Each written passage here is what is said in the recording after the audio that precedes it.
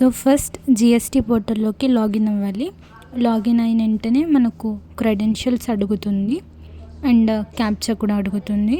So అవి enter చేసిన వెంటనే మనకు పోర్టల్ ఇలా చూపిస్తుంది. అండ్ అక్కడ మనం సర్వీస్ కాలంలోకి పోతే చాలా పాపప్స్ కనిపిస్తాయి.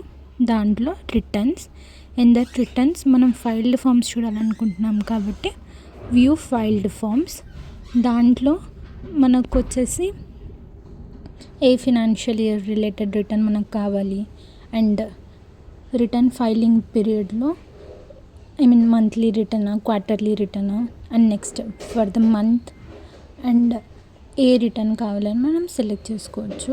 అన్నీ మాన్యువల్, అన్నీ ఆటోమేటిక్గా పాపప్ అవుతాయి. సో అక్కడ మనకు జిఎస్టీఆర్ 1, 3B అలా మనకు కావాల్సినవి మనం ఫైల్ చేసిన ఫామ్స్ మనం డౌన్లోడ్ చేసుకోవచ్చు. అండ్ డౌన్లోడ్ చేసుకున్నాక వాటిలో ఏమేమి డీటెయిల్స్ ఉన్నాయి అంటే దానిలో వ్యూ అని సైడ్కి ఉంటుంది. సో అక్కడ చూస్తే మనం ఏమేమి ఫైల్ చేసామో అంత కనిపిస్తుంది, డీటెయిల్డ్గా కూడా కనిపిస్తుంది.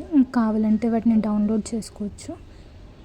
And thanks for watching.